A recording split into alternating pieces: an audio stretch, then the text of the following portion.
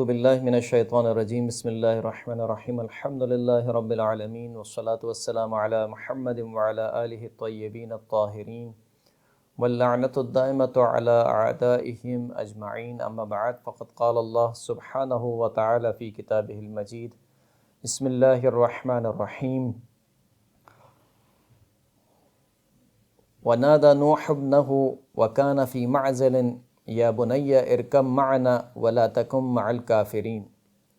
محترم سامعین کرام، حضرت نوح علیہ السلام کا قصہ آپ کی خدمت میں بیان ہو رہا تھا، اور پچھلی گفتگو میں بیان ہوا کہ جب حضرت نوح علیہ السلام نے اتمام حجت کر دیا، دیکھ لیا حضرت نوح علیہ السلام نے کہ کوئی بھی ان کی بات پر ایمان نہیں لا رہا ہے، ان کی بات نہیں مان رہا ہے، تو پھر حضرت نوح علیہ السلام نے خدا کی بارگاہ میں دعا کی کہ پروردگار جو یہ روئے زمین پر کافر ہیں، ان تمام کے تمام کافروں کو ہلاک کر دے۔ ربی لا تذر علی الارض من الکافرین دیارا، پروردگار زمین میں کسی بھی ایک ایسے کافر کو نہ چھوڑ جو زمین پر بسے اور زندگی گزارے۔ تو پھر اس کے بعد وہ تمام واقعہ ہوا، حضرت نوح علیہ السلام نے کشتی بنائی، وہ کشتی جو ہے وہ جب چلنے لگی، عذاب آنے لگا، تو حضرت نوح کا جو بیٹا تھا وہ کشتی میں سوار نہیں ہوا۔ حضرت نوح علیہ السلام نے اپنے بیٹے کو صدا دی، نادى نوح ابنہ وکان فی معزل، کہ حضرت نوح نے اپنے بیٹے کو ندا دی، صدا دی، جبکہ وہ حضرت نوح سے الگ تھا۔ صدا کیا دی؟ یا بنی ارکب معنا ولا تکن مع الکافرین، اے میرے بیٹے ہمارے ساتھ سوار ہو جاؤ اور کافروں کے ساتھ نہ ہو۔ اس کے جواب میں حضرت نوح کے بیٹے نے کیا کہا؟ قال سآوی الی جبل یعصمنی من الماء، کہ میں ایک ایسے پہاڑ پر پناہ لے لوں گا کہ جو مجھے پانی سے بچا لے گا۔ جواب میں حضرت نوح نے فرمایا کہ قال لا عاصم اليوم من امر اللہ الا من رحم، کہ آج کے دن کسی کو اللہ کے عذاب سے پناہ نہیں ملے گی مگر یہ کہ وہی کہ جس پر خداوند کریم رحم کرے۔ یہ گفتگو ہو رہی تھی، باپ اور بیٹے کے درمیان گفتگو ہو رہی تھی کہ خداوند کریم فرماتا ہے کہ وحال بینہما موج، کہ ان دونوں کے درمیان پانی کی ایک موج حائل ہو گئی، فکان من المغرقین، تو پس حضرت نوح کا جو بیٹا تھا وہ غرق ہونے والوں میں سے ہو گیا۔ اب سوال یہاں پر یہ پیدا ہوتا ہے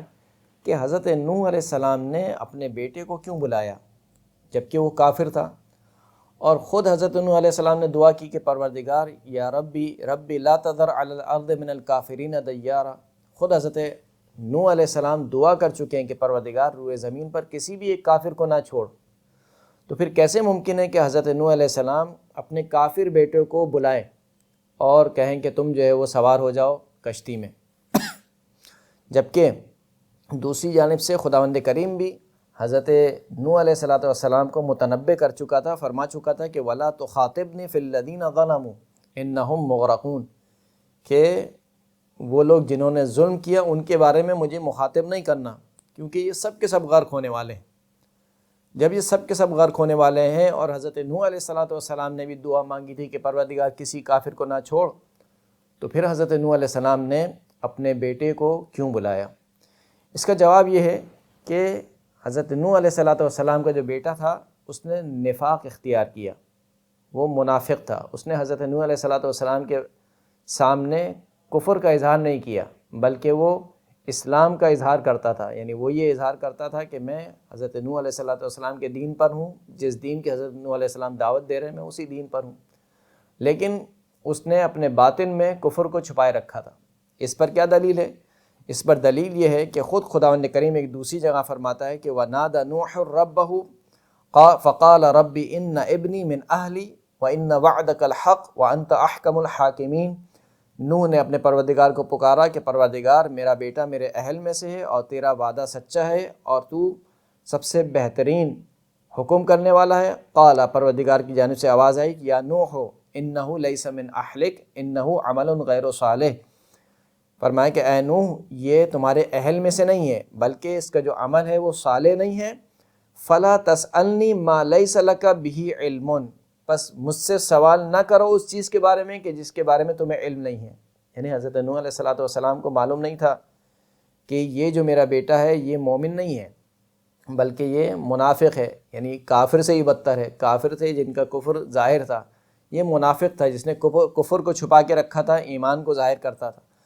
تو خود یہ آیت بتا رہی ہے کہ حضرت نوح علیہ السلام کو معلوم نہیں تھا۔ انی اعیذک ان تکون من الجاہلین، میں تمہیں نصیحت کرتا ہوں، پروردگار کہہ رہا ہے کہ اے نوح میں تمہیں نصیحت کرتا ہوں کہ ایسا نہ ہو کہ تمہارا شمار جاہلوں میں سے ہو۔ جواب میں حضرت نوح نے فرمایا قال ربی انی اعوذ بک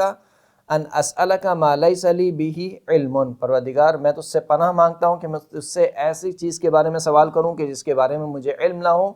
وَإِلَّا تَغْفِرْ لِي وَتَرْحَمْنِي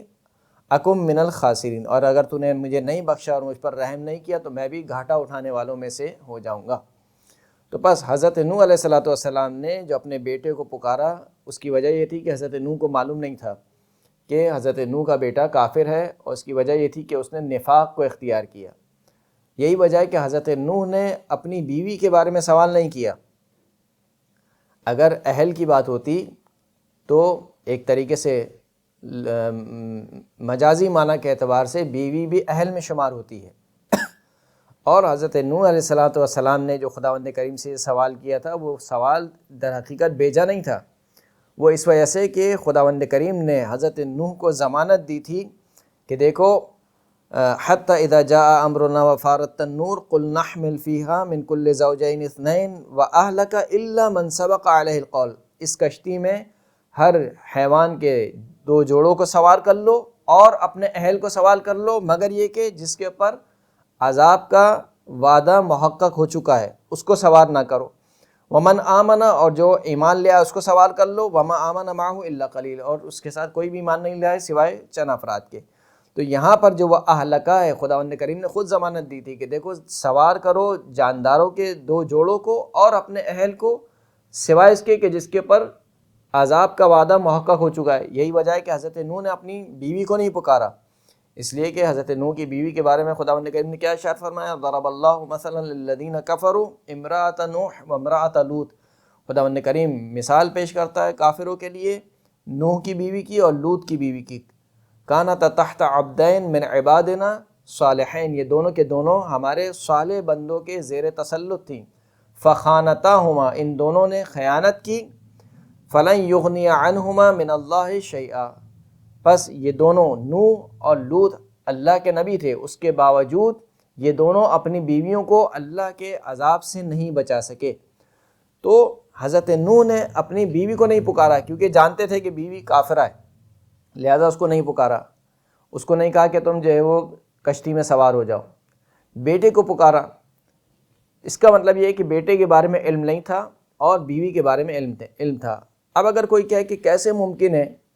کہ ایک نبی اس کو اپنے بیٹے کے بارے میں علم نہ ہو کہ وہ کافر ہے؟ دیکھیں انبیاء کا جو علم ہوتا ہے، انبیاء ظاہر کے اعتبار سے فیصلہ کرتے ہیں، انبیاء علم نبوت کو ہر جگہ پر استعمال نہیں کرتے ہیں، وہ علم غیب جو خداوند کریم نے انبیاء کو دیا ہے، انبیاء ہر وقت اس کا استعمال نہیں کرتے ہیں، اللہ کی حجتیں ہر وقت علم غیب کو استعمال نہیں کرتی ہیں، خاص مواقع پر علم نبوت کو استعمال کیا جاتا ہے۔ یہی وجہ ہے کہ رسول خدا نے فرمایا کہ دیکھو میں جو تم لوگوں کے درمیان فیصلہ کرتا ہوں وہ ظاہری گواہیوں کے بنیاد پر فیصلہ کرتا ہوں، میں علم نبوت کی بنیاد پر فیصلہ نہیں کرتا ہوں، اگرچہ کہ اگر میں علم نبوت سے جاننا چاہوں کہ کون مجرم ہے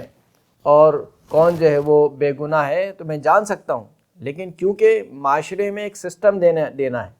ہر جگہ علم نبوت کو استعمال نہیں کیا جا سکتا ہے، عام بشری تقاضوں کو پورا کرنا ہے، لہٰذا ظاہری شہادتوں سے فیصلہ دیا گیا۔ اور یہی وجہ ہے کہ خود اللہ کے رسول کے بارے میں خداوند کریم نے ارشاد فرمایا۔ تو بس جو نبوت کا علم ہے وہ ہر جگہ استعمال نہیں ہوتا ہے، یہی وجہ ہے۔ اگر آپ کہیں کہ مثال کے طور پر حضرت نوح علیہ السلام کیسے ممکن ہے کہ ان کا بیٹا منافق ہو اور کافر ہو، حضرت نوح کو معلوم نہ ہو، خود رسول اللہ کے بارے میں خداوند کریم ارشاد فرما رہا ہے کہ وَمِمَّنْ حَوْلَكَ مِنَ الْأَعْرَابِ منافقون، اے حبیب تمہارے ارد گرد اعراب میں سے کچھ لوگ ہیں جو کہ منافق ہیں، وَمِنْ أَهْلِ الْمَدِينَةِ، جو کہ اہل مدینہ میں سے ہیں وہ بھی منافق ہیں، مَرَضُوا عَلَى النِّفَاقِ، کیسے منافق ہیں کہ نفاق پر مرے جاتے ہیں، یعنی کٹر منافق ہیں، لا تعلمهم، تم ان کو نہیں جانتے ہو، یعنی خود خداوند کریم کہہ رہا ہے سرکار ختمی مرتبت کو کہ دیکھو مدینے میں جہاں تم رہتے ہو وہاں پر منافق ہیں،